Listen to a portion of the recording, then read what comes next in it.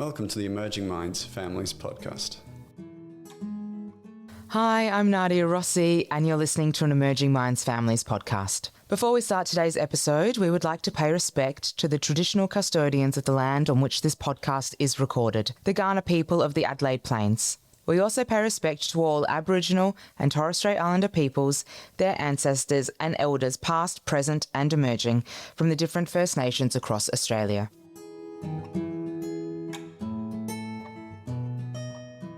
In this episode, we are asking a simple but important question.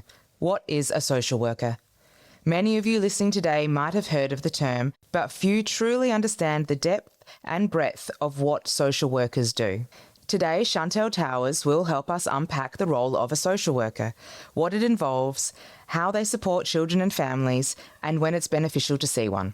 Chantelle, thank you for joining me today to chat all things social work. Like I mentioned earlier, I'm joining from Kaurna country, and I was just wondering if you'd like to acknowledge where you're joining from today. Yeah, I'm talking from Dark and Young country on the Central Coast in New South Wales.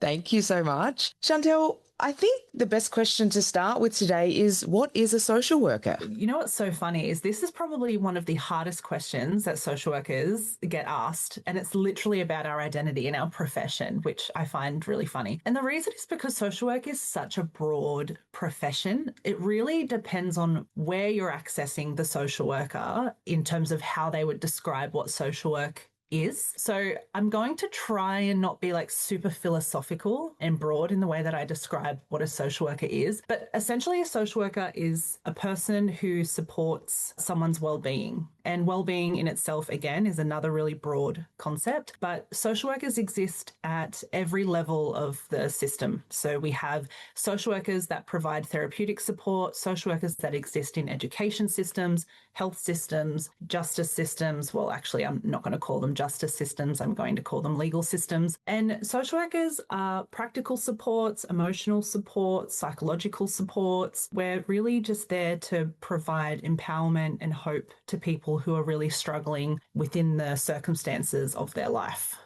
And to know that wherever you are in a system or service and you're needing maybe a bit more support, that you could access a social worker, that they have a profession that is there for you to support well-being. Yeah, well, I created a little bit of an analogy to help describe what social workers is. It's a bit of a visual, but I'll try my best to talk through it. And I promise it will make sense. So I describe social workers describing a fish in a fishbowl. So when a social worker is supporting someone, that person being the fish in this analogy, social workers look at more than just the person. We look at the circumstances that surround that person. So if we look at that analogy, we're looking at, social workers are looking at how that fish feels, thinks, behaves. And then we're also looking at, are there other fish in the fishbowl? What does the environment of the tank look like? Is the water filtered? Is there things in there to stimulate the fish and create fun and joy, or are there things in there that are predators to harm the fish? And then we look at, say, the glass, we look at the tank. What's the quality? Are they in a glass tank? Does the tank get cleaned? They're more of our family or our support systems. So who makes up the environment of where that fish is living? And then we have more of our systems, which is the things outside of the fish tank, which we have no control over. So where's the fish positioned? Is it in darkness? Is it in light? Do people come and talk to the fish through the fish tank? So I'll send through my visual that goes along with that, because I think that's what's really great about social work professionals, is that we're not just looking at the circumstances relating to the one person. We're taking in the entire system that surrounds that person. And that's what makes social workers so well placed to understand complexity, to understand the diverse needs of humans. Thank you for that. And I love a visual. And so we'll absolutely put that in the show notes. And I find that so comforting if someone was not fully aware of what social workers as professionals offer, how wonderful to know that you're actually taking in everything and you're not just going to be focusing on the one thing. Exactly. Yeah, we really do take in the whole story, and I think we have a good way of understanding even the things that aren't talked about, because we are humans as well, and we experience the system and we experience politics and stereotypes and discrimination. So I think there's that really good quality awareness of humans, and I find that really enriching part of social work practice. The other thing I wanted to share too is that A part of social work practice is accredited mental health social workers as well. I'm an accredited mental health social worker, and it's a little bit different from standard social work in that it just symbolizes that accredited mental health social worker has an additional 2 years knowledge and experience in working specifically with mental health. And so it means that we're able to go on to provide therapeutic mental health support to families, children, individuals, providing a Medicare rebate as well. So there's like a whole other little part of social work practice as well that I think is really important to mention. I love that you said, you look at the whole story. I think that's a really great analogy as well to hold on to. Chantelle, in your practice, what are the most common challenges that you're finding parents and children come to see a social worker about? So in my practice, I work across the lifespan, but a big part of my work is working with children. I would say at the moment, parents are finding emotion regulation to be one of the biggest hopes of families presenting to see me as an accredited mental health social worker working in the mental health space. And a lot of contributing factors to that. So lots of children who have experienced trauma, children who have experienced family challenges like divorce, separation, relationship challenges, self-esteem challenges. I'm also seeing a lot of children that are neurodivergent as well, and just helping them to understand themselves, understand how they relate to others and their environment. But predominantly, I'm working a lot in the trauma space for children and really helping them to understand their emotions and work through the whole spectrum of emotion in a really safe and supported way.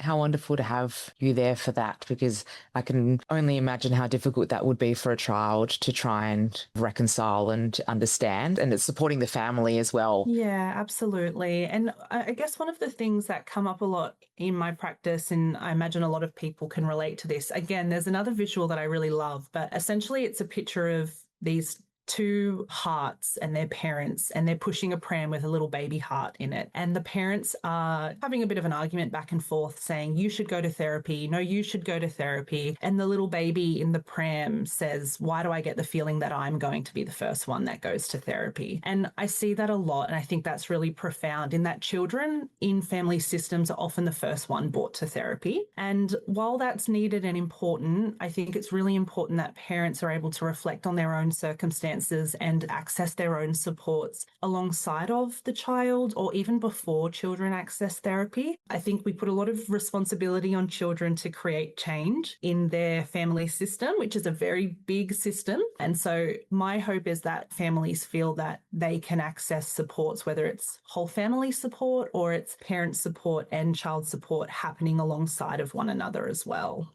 It's so important to also let parents know that they can take time out to get support as well, and that will in turn help them be a better parent. I was just wondering what signs a parent can look out for that their child may need a bit more support and that a social worker would be a right person to see. Yeah.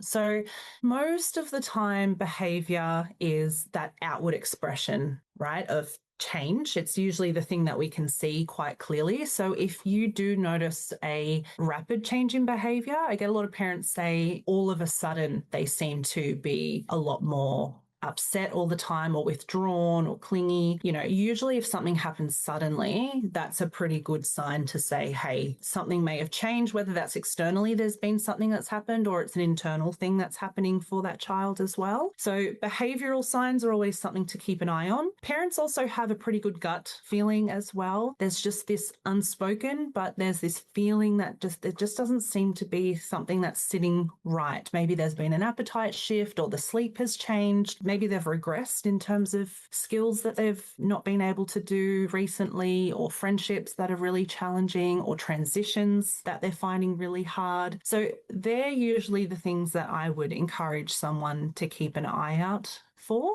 because it's hard. Kids aren't going to come up to parents and say, it has happened a few times, but rarely will a child come up and say, hey, I'm having a really tough time with this thing. I might want to talk to someone about it. And also keeping really well connected with other supports in that child's life as well. So keeping connected to teachers, doctors, pediatricians, other people that can help to make sense of what's going on for that child in different environments as well that you as a parent might not be exposed to necessarily.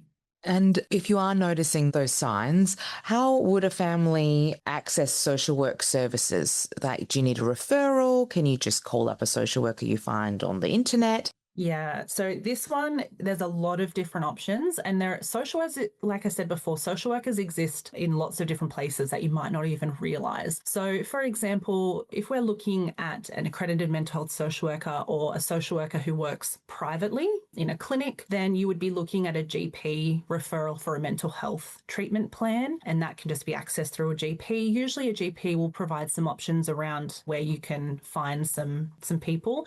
Social work is still working on their being recognised in that mental health space as well. We come up against a system that's known for psychology practice, but social workers, like I said, we have such a deep understanding of all of the whole picture for families that we are very well positioned to provide mental health support for children. If you're looking at an education setting, I supervise lots of social workers that work in school systems. They are working as school counsellors, school wellbeing officers, school learning support officers, or school social workers. So social workers aren't always titled social worker as well, which can be a little bit tricky. So yeah, we exist everywhere. In a health setting, so if you're in a hospital, you can ask to see a social worker if you want some social supports or practical supports while a young person might be receiving healthcare as well. There are also organisations in the community that provide funded programs for mental health support as well. So you can do that through Google searching. You can do that through talking to your doctor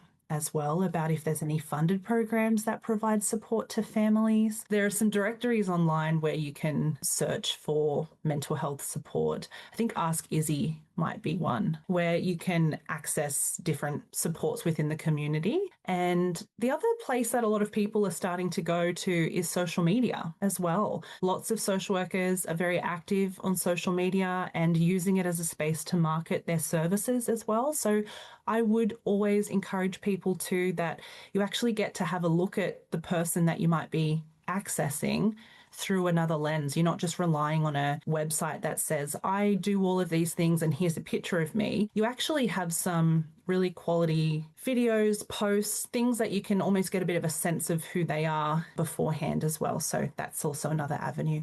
Yes, social media is how we found you. So it's such a new way of doing things, but I think it's totally beneficial and gives such an insight to that professional.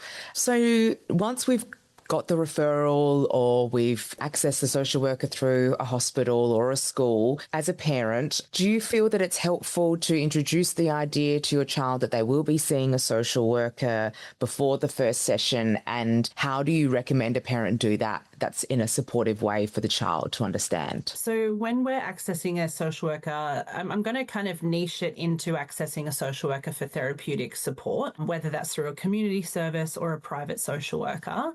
Absolutely, where possible, so important to let a child know that they're coming to see a social worker or any professional. I have worked with people in the past that haven't known how to describe what they are themselves, so they kind of leave it in the social worker's hand to describe it, which I absolutely can understand, but I think just explaining that we're going to meet someone who's here to help you with your tricky feelings or who's going to be there to support you with all of those feelings that you've been having, and they're going to do that in a really fun way, or they just want to come and get to know you so that they can understand how to support you. Just keeping it nice and broad, keeping it around wanting to support you, wanting to help you, wanting to listen to you and understand your experience. They're some of the words that I really like to encourage parents to use with children. We don't focus it on wanting to fix them or wanting to help them stop doing something. We want to keep that language to the side. We want to keep it nice and gentle and open, because until a social worker talks to a child, we never truly understand exactly what the goals of support is going to be. A parent can come with ideas around what they want the child to work on or what they want to see changed or be made different,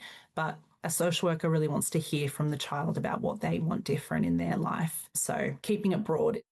That is so helpful. And even the language suggestions that you've offered as well. I think parents, you can get tongue-tied or worried about how you're wording things to your child because you want them to go to the session and you want them to feel like this is going to be helpful for them. So you want to be able to using the right language that's not going to scare them or worry them too much. So just providing those helpful tips there, Chantelle, is just wonderful. Thank you so much. What can families expect from their first session? So again, this will differ from profession to profession and even different approaches from one social worker to another. I consider myself to be a highly creative social worker, so I love to use lots of play and toys and resources and games to help engage children. So usually you would have a session with a parent first, and that would be just ascertaining the circumstances of what's going on for the family and the child. We do what's called like a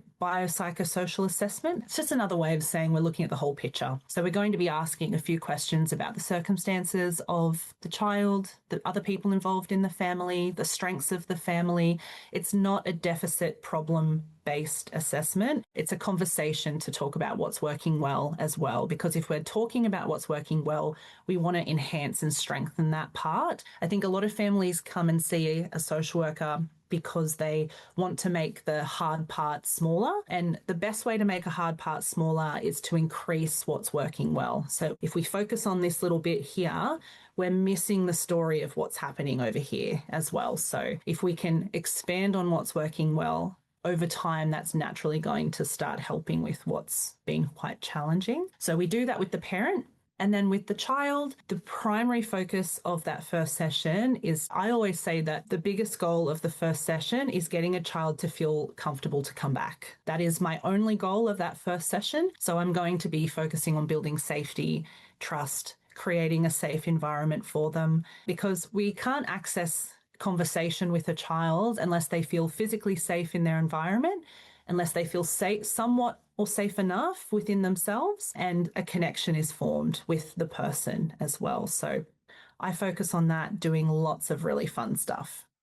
And I think a parent is also wanting their child to want to go back. You've done everything to get there and you hope that the child is happy and safe and comfortable enough to come back. But I wanted to go back to preparation. I mean, I didn't know that a parent went in first or that a parent might be seen first. So how can a parent prepare for their first session with the social worker? And then also, what's the best way to prepare your child for that first session? And is there anything they can think about or do prior? Yeah, so two parts. So the parent preparation is, it's always best if we can see all parents and carers where possible. I do find that I'm usually seeing parents independently, but where possible, it's great to have all identified parents or carers as part of the process from the beginning. So the preparation is really just more so just openness. Rarely, I mean, unless there's a mental health treatment plan, sometimes the preparation may need to be that you bring the referral with you, or if it's through NDIS, you're bringing NDIS paperwork with you. But separate to that, you just want openness around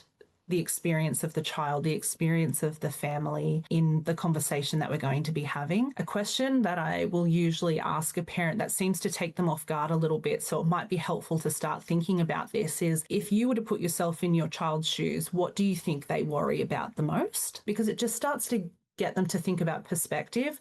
We often come with our adult ideas of what we think children are experiencing. So even just trying to encourage a parent to think about, what are my child's biggest worries? If I was to kind of put myself into their lifestyle, what do you think is really sitting on their heart or sitting on their mind? And I feel like that really opens up a lot of conversation. The other thing that I also encourage too is to think about what has worked well as well, so that the conversation doesn't feel so deficit focused and that parents can walk away. My biggest goal in those first sessions is that they walk away feeling a sense of hope for the future. So that's usually how I'd like to prepare them.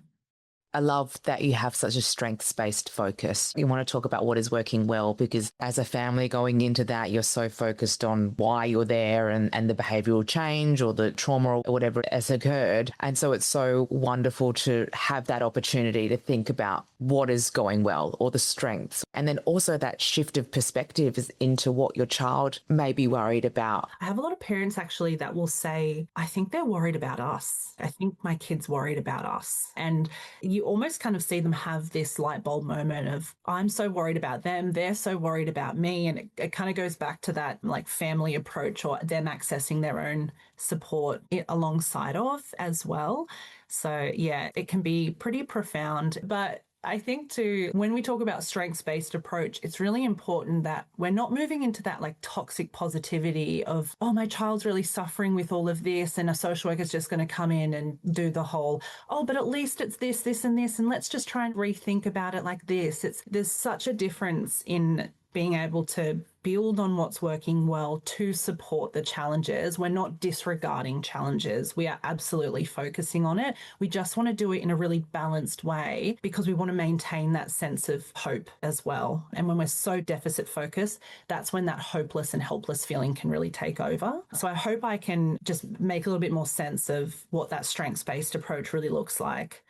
Thank you for clarifying that. Chantelle, now that we're in sessions and the child is comfortable coming back, and at home I'm thinking about and what parents can do to support their child once they've started the sessions. So in a lot of practice, social workers may give some activities or little experiments to try at home. I don't love using the word homework. I feel like there's too much of a negative connotation attached to that word now. So I'll say, I want you to try a little experiment at home.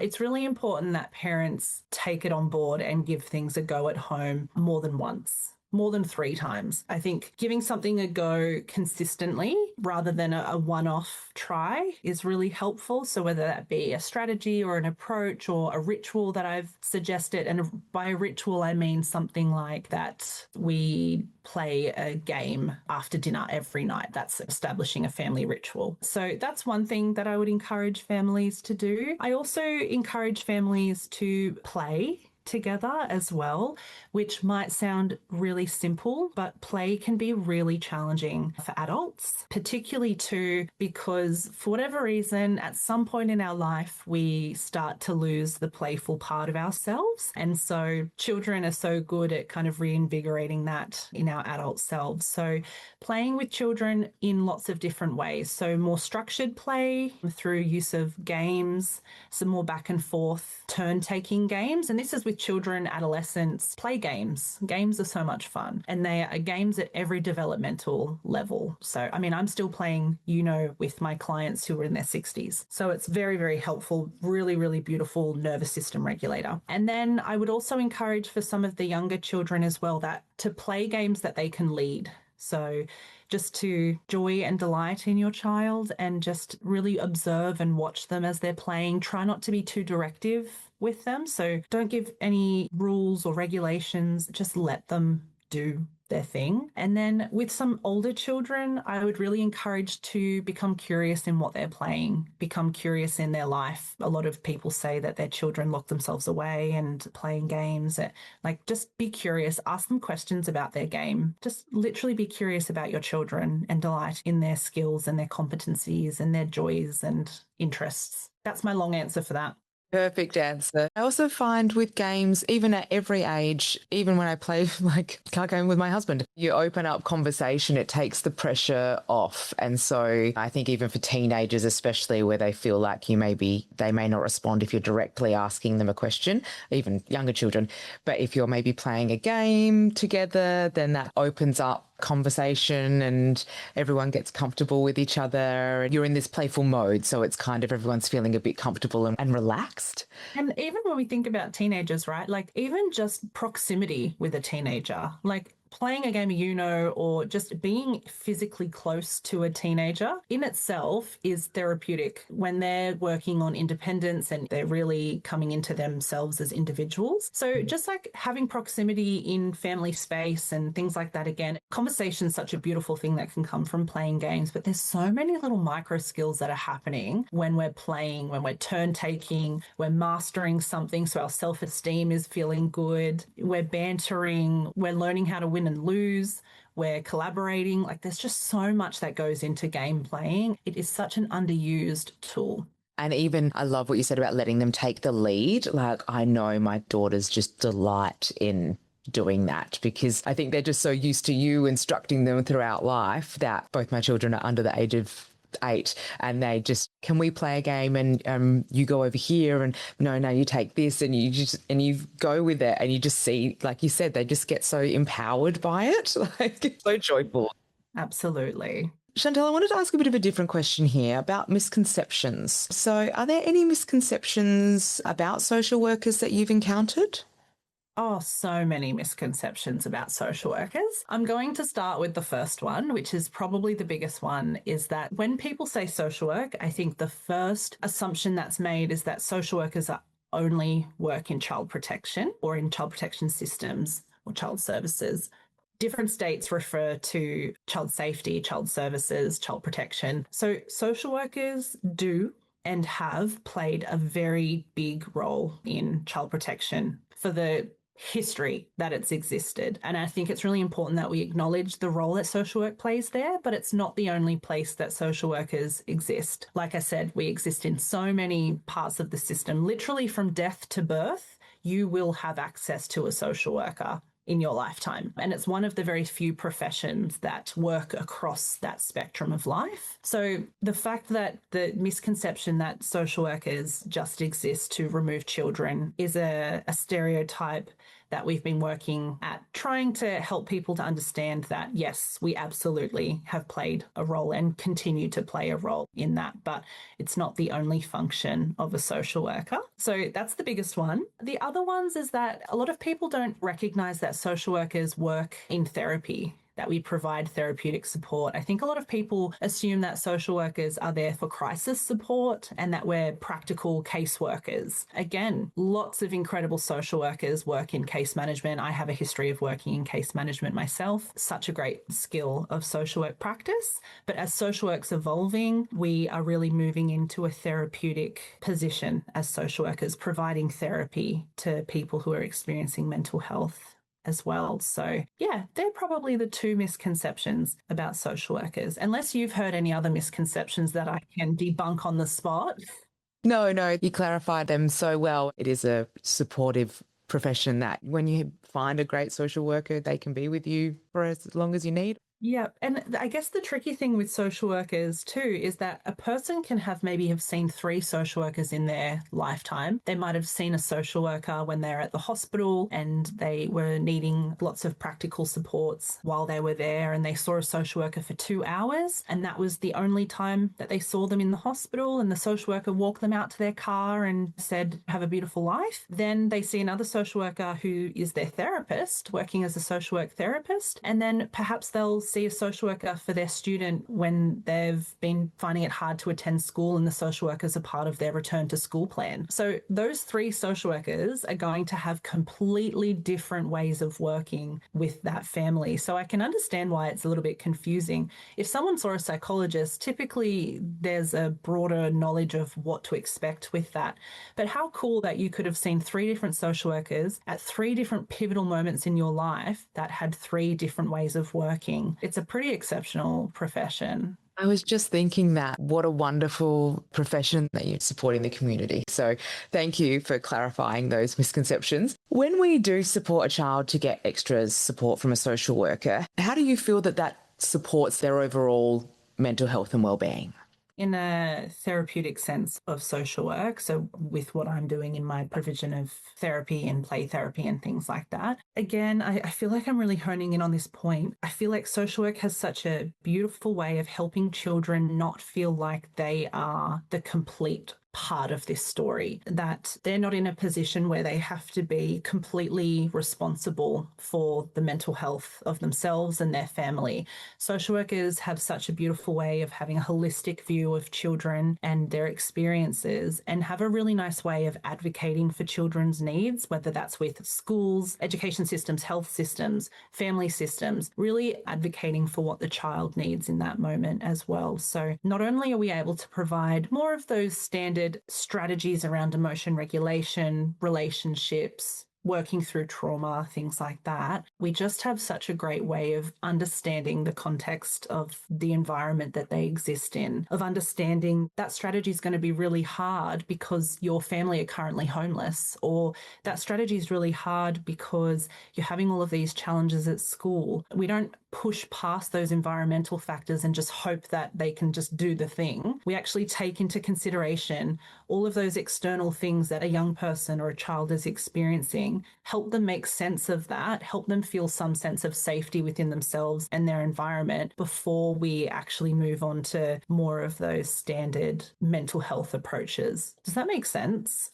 Absolutely. Yeah, absolutely. It's so reassuring to hear that. So thank you. We have one last question, Chantelle, which I would love to ask you, which is if you could leave our audience with some final thoughts to remember from our chat today, what would they be? So I have 2 points that I'm going to share. Again, that would have already been in here somewhere, but I'm reiterating. The first is to understand that when you're seeing a social worker for therapeutic support and you have that mental health plan, or traditionally people are saying that they're looking for a counsellor or a therapist, they're looking for someone for mental health support. When you see social worker next to someone's name, I want you to understand that that social worker very likely hasn't just gone from university straight into private practice, that social worker has likely gone and worked within multiple systems that humans come into contact with. They've maybe worked on the ground, grassroots, charity organisations, non-government organisations, where we are working with some of the most vulnerable people in our community. And social workers have such a broad understanding of complexities that make up family systems and that contribute to the mental health and well-being of children and people. So we're not just looking at a person's brain, we're not just looking at a person's behavior, we really are looking at all of the parts that make the story of that family. And so when you're accessing a social worker, you're accessing someone who truly gets all of those moving parts. So that is what I love about social work practice, particularly in that therapeutic sense. So that's the first thing I really want people to do, is look out for the people who are social workers working in mental health. And then the second one is for parents to access your own support before or alongside of your child accessing support. I really can't embed that enough. Children just can't be responsible to create change in their family system. Responsibility for change has to be shared, and parents, siblings, everyone plays a role in change within families as well. So hopefully social workers coming in and advocating for that can make families safer and hold on to a little bit more hope for their future as well. Thank you. They are some wonderful final thoughts to leave us with, Chantelle, and thank you for taking the time today to fully help us understand what a social worker does and what social work is, and how you do help us to see the whole story of a child and support them in their mental well-being for them and their family. So thank you so much. Oh, thank you. Honestly, such a privilege and such an honour. I really, really can't thank you enough. It's been so special. So thank you. Thank you for joining us for today's episode. If you would like to keep up to date with our latest conversations, we'd love it if you liked and subscribed to our Emerging Minds Families podcast channel. You can also find us on Instagram at Emerging Minds AU or on Facebook at Emerging Minds Families. Visit our website at www.emergingminds.com.au/families for a wide range of free information and resources to help support child and family mental health. Emerging Minds leads the National Workforce Centre for Child Mental Health.